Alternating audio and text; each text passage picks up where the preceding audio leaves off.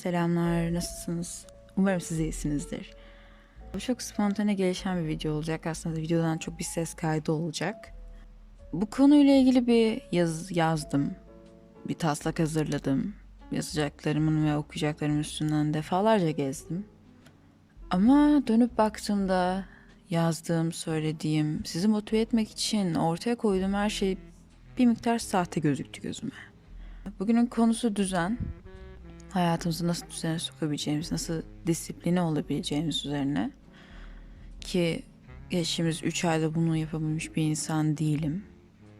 Şu an saat gece 11 ve ben boş bir sınıftayım. Sınıfların kayda alındığı varsayılırsa şu an herhangi bir öğrencinin panotropunda görünebilirim. Ama yapacak bir şey yok. Nereden başlayacağımı, nasıl devam edeceğimi çok bilemesem de anlatmak istediğim birkaç konu var. Bunların en başında düzene oturtmak geliyor. Bildiğiniz üzere okul başlayalı yaklaşık bir 3 ay oldu. Düzen kuramadım. 3 aydır ne yaptığımı farkında değilim. 3 aydır sürekli ders çalışmam, bir kulüp etkinliğinde olmam, bir yerlere yetişmem gerekiyor. Ve emin olun ne yaptım ben de bilmiyorum. Ve gördüğüm kadarıyla, hissettiğim kadarıyla birçoklarınız da bu durumda. Bunu çok basit bir şekilde çok allak bullak bir seneye başlamamıza bağlayabilirim. Hani okulun devamlılığı hakkında veya karşımıza ne gibi sorunlar çıkacağı hakkında hiçbir fikrimiz olmadan neredeyse bir gece ansızın diyebileceğiniz bir şekilde okullara geri döndük. Ben İstanbul biletimi aldıktan sonra hatta bavulumu toplayıp son saatte o uçağa binene kadar buraya geleceğimden emin değildim. Gelsem burada kalacağımdan emin değildim. Kış tatili için evime gittim. Geri dönebileceğimden emin değildim. Şu an buradayım, kampüsteyim, bir sınıftayım. Ama yarın ne olacağından emin değilim. Hal böyle olduğunda işleri toparlamak, hayatını düzene koymak, düzene koyduğun hayatı ilerletebilmek çok zor bir hale geldi. Biliyorum birçoklarınız ya üniversite öğrencisi ya lise öğrencisi büyük ihtimalle üniversiteye hazırlanan öğrenciler. Dönüp baktığımda şu anda o zamanlarda bana en çok yardım eden şey disiplinim ve düzenim olmuştu. Ben hiçbir zaman motivasyonu yüksek bir insan olmadım. Bana neden bu kadar çok ders çalıştığımı sorduklarında neyin motivasyonuyla yapıyorsun bunu sorduklarında verecek bir cevabım yoktu. Benim bir düzenim vardı. Benim kendime verdiğim bir söz vardı ve disiplinim vardı. Ben şu an o disiplini kaybetmiş gibi hissediyorum. Benim sınav senem geçti ve ben kendimi bir miktar şanslı sayabilirim ki o disiplinin sonuna kadar korudum. Ama eğer aranızda bu disiplini kurmakta zorlanan, bu düzeni sağlamakta zorlanan insanlar varsa onlara bir miktarda olsa yardım etmek isterim. Belki size yardım ederken kendime de yardım edebilirim. Düzenle, disiplinle. Bunları sayıklarken ne demek istiyorum? Düzen, hepimizin bildiği gibi rutinden gelen bir şeydir. Yani birçoklarımızın hayatının bir rutini vardır. Sabah bir saatte kalkarsın. Sabah bir dersin vardır, ona gidersin. Olmadı mı sabah kahvaltı edip dersine gidersin, ders çalışırsın. Olmadı arkadaşlarınla oturursun, bir şey yaparsın. Bunlar benim rutin diyebileceğim ama düzensizlik içeren şeyler. Bir liseli için bu daha düzenli haldedir. Çünkü okula gideceği saat bellidir, yemek yiyeceği saat bellidir, ders çalışması gereken saat bellidir. Bu işleri birazcık daha kolay hale getirir. Ama bu hiçbir zaman tamamıyla bir destek sağlamaz. Çünkü var olana uymak çok sıkıntılıdır. Senin önüne konulmuş kalıbı tamamıyla alıp içine girmeye çalışmak çok sıkıntılıdır. Ama şu anda sizin yapabileceğiniz en iyi şey bu olur. Biliyorum her gün değişebilecek koşullara karşı kendinizi ilerletmeye çalışıyorsunuz. Bu sınav sürecini bu şekilde yönetmeye çalışıyorsunuz. Ama koşulların değişimini, yarının gelişini bekleyerek hayatımızı geçiremeyiz. Önünüzde bir sınav var. Benim önümde de bir sınav var. Benim önümdeki bir üniversite sınavı değil. Üniversitedeki bir sınav. Ama aramızda bir fark yok. İkimizin de disipline, düzene ve kendimize ihtiyacımız var. Düzen nasıl sağlanır? Disiplin nasıl sağlanır? Benim sınav senemde yaptığım ilk şey uyku düzenimdi. Birçok arkadaşımı tanıyordum. Gece yarılarına kadar çalışıp öğlen kalkan veya bunun tam tersini yapan, günün değişik saatlerinde uyanan, kahvaltısını ne zaman ettiği belli olmayan. Belki de o hani onlar için daha iyi bir yaşam tarzıydı. Belki de onlar gece kuşuydu ve geceleri çalışmayı seviyorlardı. Ama benim için durum hiçbir zaman böyle olmadı. Ben daha gündüz insanıydım. Daha gün içerisinde sakin bir kafayla işlerimi halletmeye çalışan bir insandım. O yüzden erken saatlerde kalkıyordum.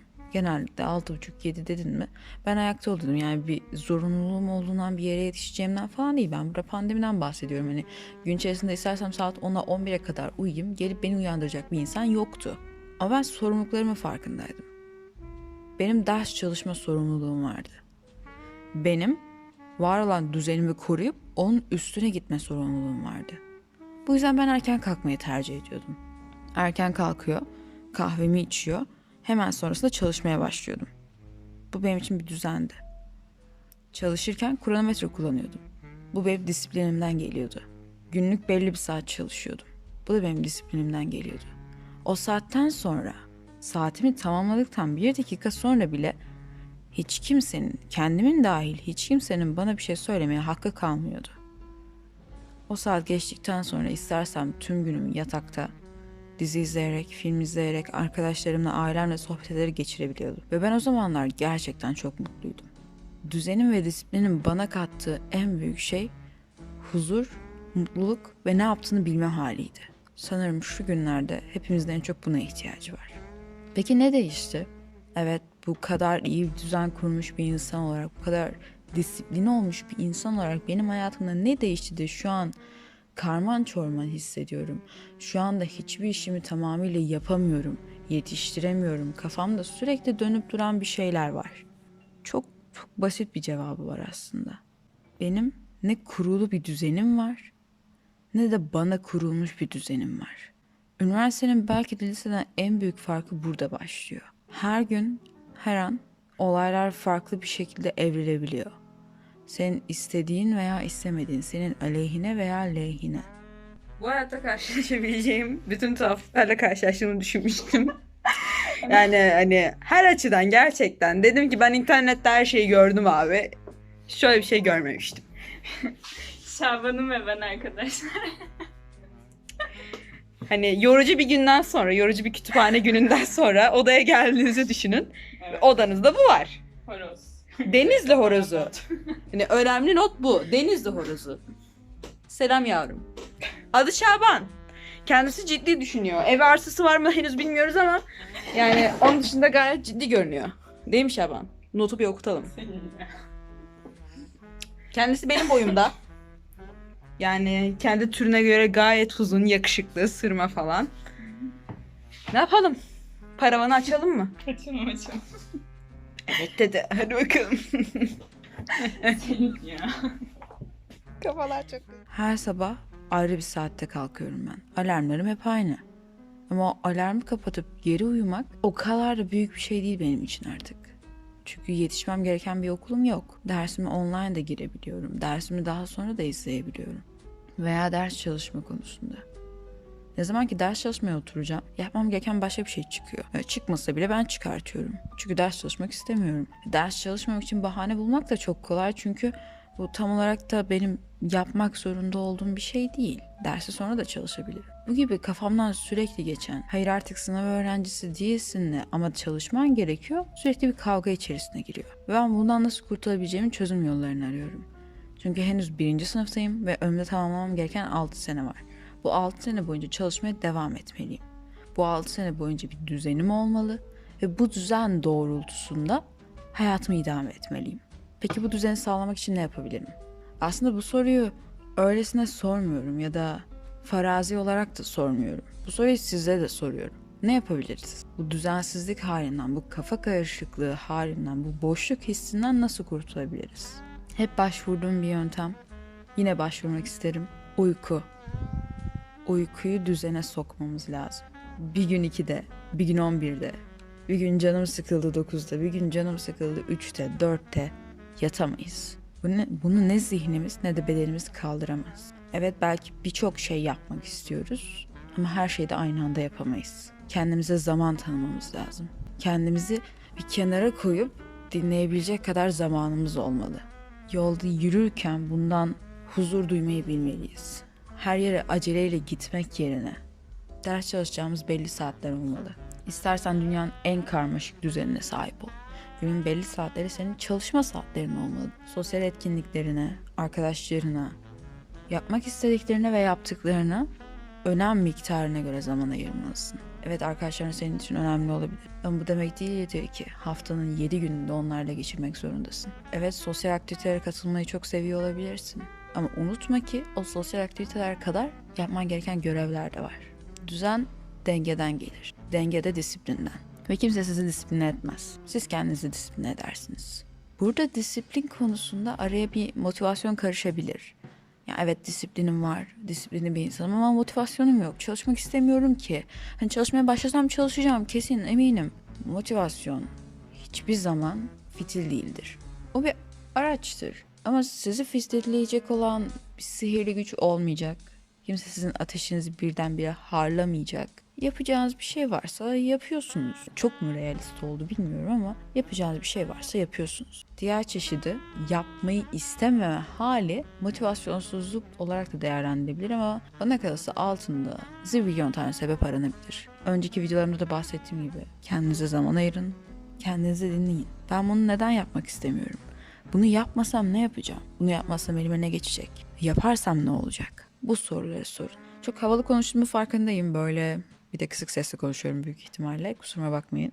Bir miktar boğazım ağrıyor çünkü. Ama demeye çalıştığım nokta aslında gayet basit.